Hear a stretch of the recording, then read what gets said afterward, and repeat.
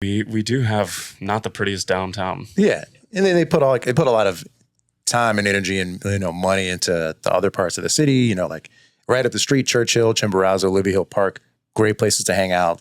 Bunch of cool restaurants, like great neighborhoods, and then across the river you have like Manchester, and Manchester is exactly like downtown, kind of neglected, a little behind the times, not a lot of new development, not a lot of shops, not a lot of restaurants.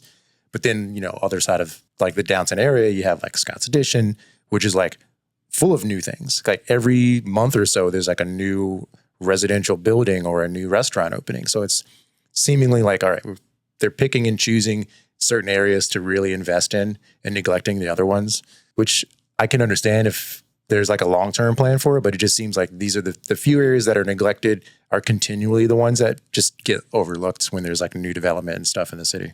And I think what it takes is a group of people willing to take a risk. You kind of have to have the trailblazers that are willing to create something worth it at the risk of it not succeeding, even if it's a great idea.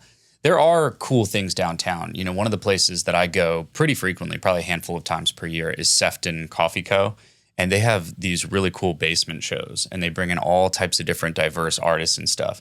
And if you walked by there during the day, you'd have no idea that they do that. It's just like a cute little coffee shop. But then they kind of have this ancillary space next to it where you go and like you can hang out and see good acts and stuff. And it's always an evening thing. It's like small, cool, intimate group.